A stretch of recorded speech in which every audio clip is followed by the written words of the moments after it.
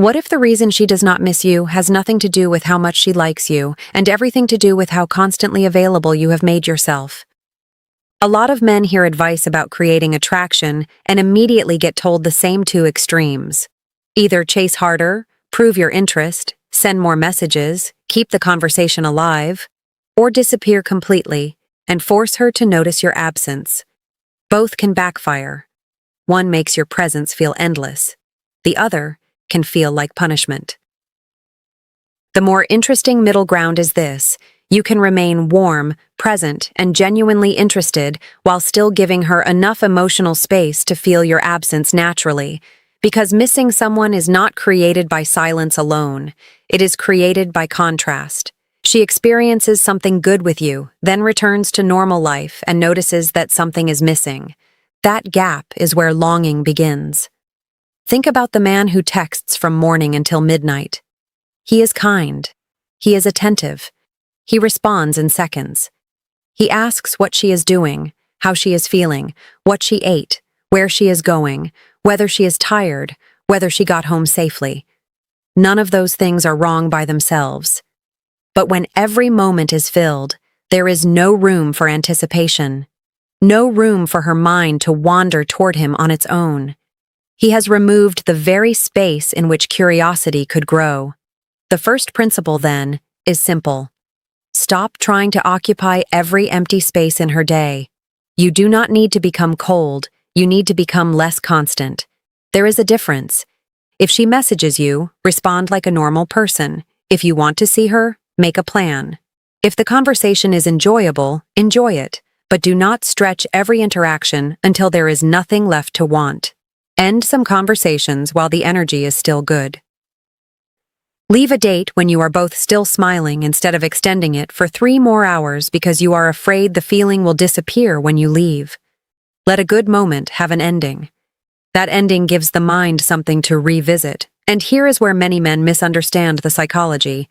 She is not necessarily missing your texts.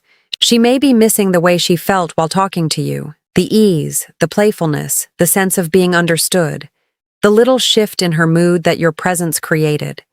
That is why being memorable matters more than being constantly visible. If every interaction with you feels rushed, needy, serious, or repetitive, more contact will not create more desire.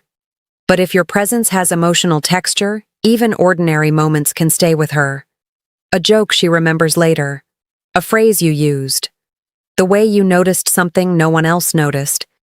The calm way you handled a small disagreement. These things create an imprint. And one of the most important parts of this entire dynamic is a signal almost every man misreads. Sometimes the moment she begins reaching out more is not the moment to suddenly double your effort. I will come back to that, because what you do there can decide whether she starts investing emotionally or simply becomes used to receiving more attention. Before that, you need to understand why healthy distance works when no-contact games often fail. Real distance is not manufactured. It comes from having a life that continues even when romance is going well. His gym session becomes optional because she might call. His evening with friends becomes movable because she is free. His work gets interrupted by constant checking. He starts rearranging his entire rhythm around the possibility of her attention. His life is becoming emotionally dependent on access to her. And dependence has a different energy from desire. Desire says, I want you in my life. Dependence quietly says, my life feels unstable when I do not have you. Most people can feel that distinction, even when no one says it out loud.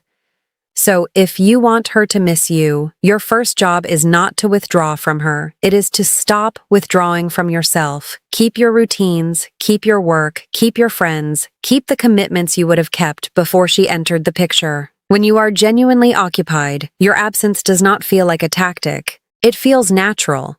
Imagine she sends you a message at 6 in the evening while you are at dinner with friends. Your first instinct may be to start a full conversation because you do not want momentum to die. But a grounded response could be warm and simple. You answer when you naturally have space, then return to your evening. Not to make her anxious, not to teach her a lesson. Simply because your life is already happening. The next day, when you talk, you have something to bring back into the conversation. Energy, stories, perspective. That is more attractive than spending the previous night staring at the phone waiting for the next bubble to appear. The same principle applies on dates. Some men believe a great date should last as long as humanly possible, but emotional memory often benefits from a clean ending. Picture this. You have been talking for 2 hours. The chemistry is easy. She is laughing. There is still something left to say. Instead of desperately searching for another place to go, you say you had a good time and you should do it again. You leave with warmth. Now there is an unfinished quality, not an artificial mystery, but a real sense that more could happen. Compare that with dragging the night forward until both of you are tired, checking your phones, and searching for new topics because neither person wants to be the first to end it. One creates anticipation, the other consumes it. Another thing men get wrong is trying to create value through delayed replies. They wait exactly 2 hours, then 4, then 6. They calculate. But timing without substance is still empty. If your message adds nothing, waiting longer does not magically make it interesting. The better question is not, how long should I wait? It is, am I responding from choice or from anxiety? That distinction matters. You can reply quickly and still be confident. You can reply later and still be needy. What reveals the difference is the emotional tone. Are you trying to secure her attention, or are you simply connecting? Now pay attention to another pattern: compliments. If you compliment her constantly, the words lose weight. If you never compliment her, you may come across emotionally unavailable. The middle is specificity. Instead of flooding her with generic praise, notice something real. Her sense of humor, the way she handled a difficult situation, a small detail in how she thinks. Specific attention feels personal, and personal attention is easier to remember. The goal is not scarcity for the sake of scarcity. It is quality over saturation. But that raises a deeper question. What exactly is she missing when she begins thinking about you while you are not there?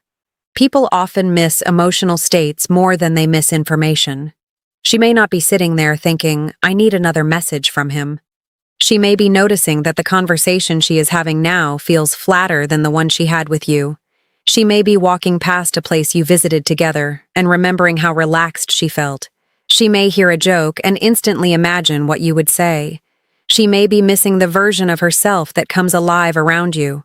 You do not become memorable by making yourself harder to reach. You become memorable by creating an experience that has emotional contrast. Suppose the two of you are at a small coffee shop. She is telling you about something that went wrong at work. A reactive man immediately tries to solve everything, interrupting with advice because he wants to prove his usefulness. Another man listens, asks one sharp question, lets her finish, and then says something that makes her laugh without dismissing what she felt. Her shoulders relax, and she leaves feeling lighter. 2 days later, she has another stressful moment. Who comes to mind? Maybe you. Not because you vanished for 48 hours. Because your presence became associated with a particular feeling. This is why emotional quality beats strategic absence. But now we return to the signal I teased earlier. She starts reaching out more. Maybe she sends the first text. Maybe she shares a photo from her day. Maybe she asks what you are doing. Maybe she finds small reasons to continue a conversation that normally would have ended. Many men see this and think, finally, now I have to capitalize on it. So they increase contact dramatically. They begin initiating every morning, checking in all afternoon, calling every night, turning her small increase in investment into a reason to flood the connection. And something subtle can happen. She stops having to move toward him because he has rushed forward and covered the distance. Her increased effort was not a command for you to double yours. It was information. It may indicate that she is thinking about you and feels comfortable investing more. The emotionally intelligent response is to receive that investment, reciprocate naturally, and let the rhythm develop instead of seizing control of it. If she initiates, engage. If she suggests seeing you, make a real plan.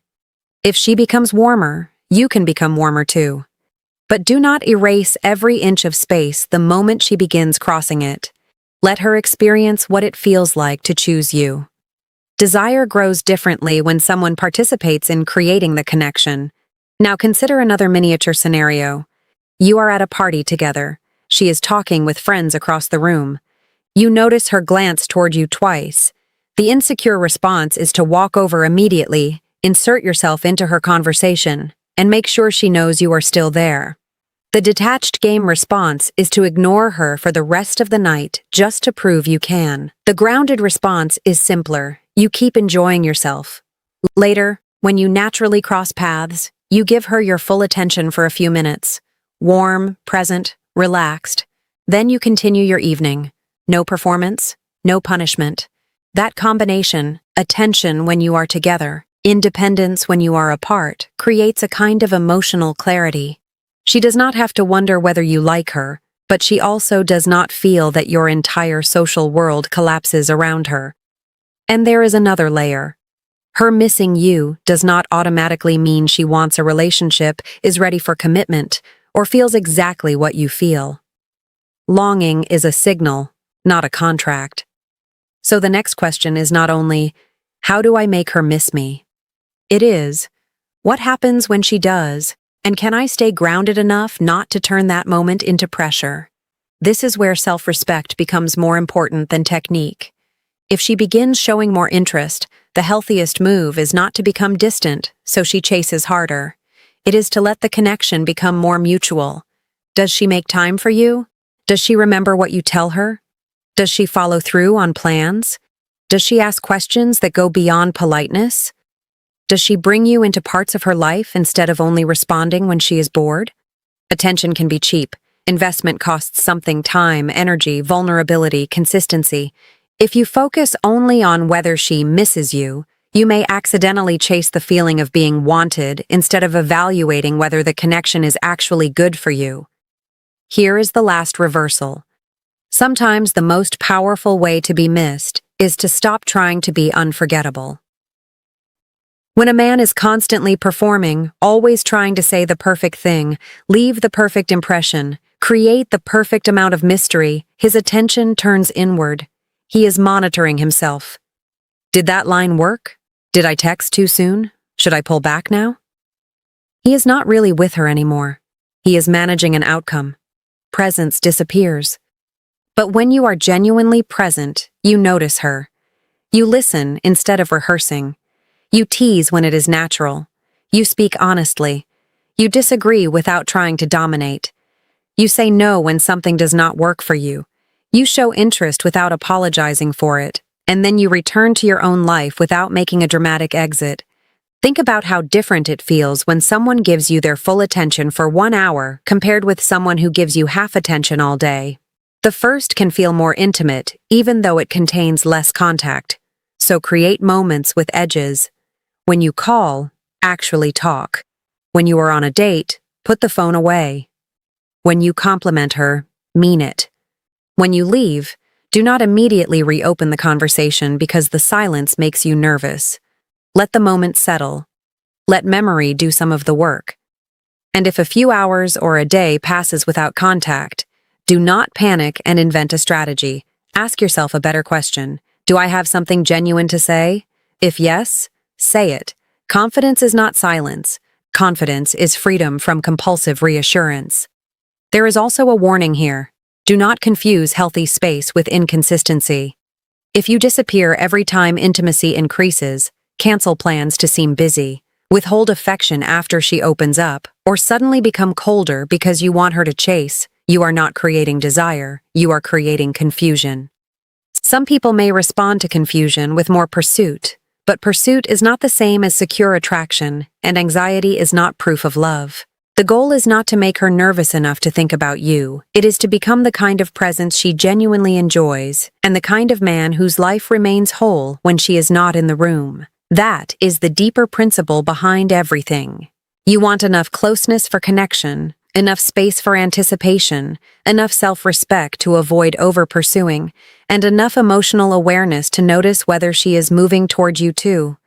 You cannot force someone to miss you, But you can stop smothering the conditions that allow missing to happen. Be memorable, not omnipresent. Be warm, not dependent. Be interested, not consumed. Give her something real to return to, and give yourself a life worth returning to as well. If this changed the way you think about distance and attraction, subscribe to Psychology of Desire. And in the next conversation, pay attention to something even more revealing. Not how much attention she gives you, but what kind of effort she makes when your attention is no longer guaranteed.